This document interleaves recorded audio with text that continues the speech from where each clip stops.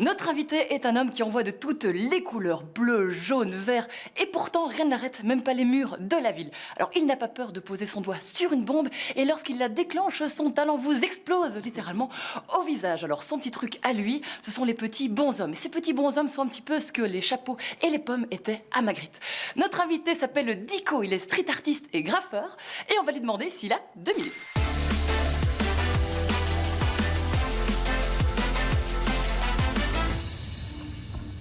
Dico, ça vient d'où? C'est quoi ce nom d'artiste? Eh ben, c'est mon blaze que j'ai choisi quand j'avais 16 ans. Ouais. C'est les lettres qui m'ont attiré, donc le D-I-C-O. Et pourquoi vous avez tous des noms de graffeurs? C'est important d'avoir ça? C'est un peu culturel dans le milieu du hip-hop de se choisir un blaze, autant voilà, dans le rap que dans le graffiti. C'est notre nom anonyme qui nous représente voilà, dans l'espace urbain. Alors, ici, on est à l'usine à Molenbeek. Alors, ce lieu, pour toi, il signifie vraiment quelque chose? C'est un de mes petits bébés. C'est notre centre socio-culturel qu'on a monté avec des amis, avec la DAC ASBL, donc, qui est notre ASBL. Et j'ai beaucoup sué dans ce bâtiment pour le transformer en ce qu'il est maintenant. Donc oui, il représente énormément pour moi. Notre but social est de redynamiser des bâtiments inoccupés pour les occuper par des artistes ou par des actions sociales. Donc c'est exactement ce qu'on a fait ici grâce à la commune de Molenbeek. Alors explique-moi un peu comment est-ce que toi, tu as atterri dans le milieu du graffiti? Moi, j'ai commencé plus ou moins quand j'avais 14-15 ans à dessiner sur papier, puis à commencer à les peindre à gauche, à droite, un petit peu partout. Puis par la suite, en fait, j'ai eu la chance d'avoir un atelier qui m'a été offert à Waterloo par une dame super cool. Offert, vraiment. Cool. Elle avait un garage qu'elle n'utilisait pas et elle m'a dit arrête de peindre partout, tiens, va peindre autre chose. Arrête de peindre dans les rues. Voilà, c'est ça. Tu faisais le graffiti dans les rues, c'est ça oui, en fait? Oui, sur les voies ferrées et les gares. J'ai commencé à peindre du coup sur tout support à partir de ce moment-là. Et 2 ans plus tard, en fait, j'ai obtenu le contrat de la gare de Rode-Saint-Genès, juste à côté dont je suis originaire. Et j'ai invité au culot Propaganza à venir peindre avec moi. Et ils sont venus et c'est comme ça que par la suite je suis rentré chez Propa. Chez Propa, donc il y a aussi une ASBL d'artistes. Ça c'est une ASBL d'artistes urbains. Donc on fait tout style d'intervention urbaine ou toute action qui tourne autour du graffiti et du street art.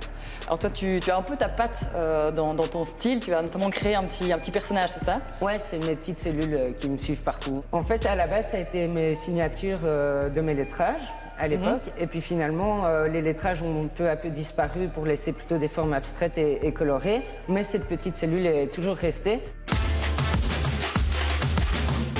On va essayer un petit challenge. Yes. Essayer de se faire une des petites cellules en moins d'1 minute. Ok, ça roule. T'es prête? Je suis parti. Donc, comme je t'ai expliqué, le trait extérieur. Ensuite, les 2 petits traits intérieurs. Hop, c'est pas mal. Ensuite, Extrêmement laid. les 2 yeux.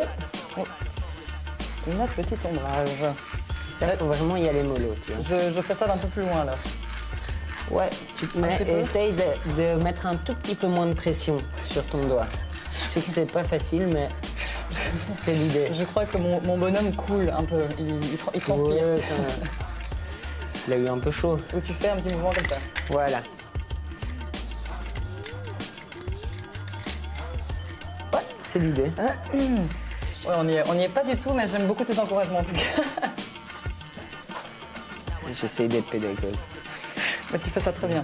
Je pense que psychologiquement j'en ai besoin parce que je fais un truc extrêmement laid. Voilà. Tu te mets vraiment à plus longue distance et un petit point pour atténuer tes traits foncés en fait.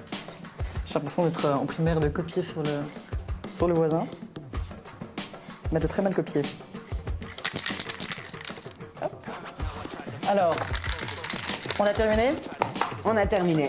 Bon alors fin du défi, on veut le résultat? Allez, c'est parti. Tada! Bon alors je pense qu'il y en a un des deux qui est mieux, mais on ne dira pas lequel. Je te mets la moyenne. 5. Merci.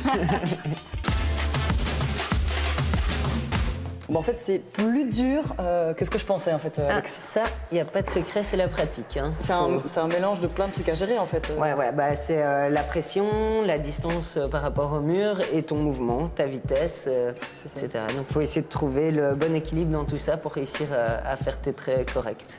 Alors toi, cette vie, entre guillemets, et la vie de graffeur, qu'est-ce que ça t'apporte, vraiment? Bah, en fait, bon, comme je vous l'ai un petit peu expliqué, j'ai une vie un peu alternative, donc je suis impliqué dans beaucoup de projets différents. Donc j'ai pas la vie conventionnelle comme on s'y attend, donc le métro boulot dodo. Voilà, c'est un choix. C'est un choix que j'ai décidé de faire pour gagner du temps pour peindre, en fait. C'est ça. Donc je vis de manière alternative à travers mon ASBL, ma vie dans des occupations temporaires, la récup alimentaire qui me permet de manger pour rien du tout. Et tout ça, l'un dans l'autre, me permet de pouvoir continuer à peindre l'esprit léger. Est-ce qu'on sait vivre du graffiti? Oui, bien sûr, c'est possible. Il y a de plus en plus de budgets qui sont alloués à ça, il y a de plus en plus de projets différents. Mais il y a aussi beaucoup d'offres.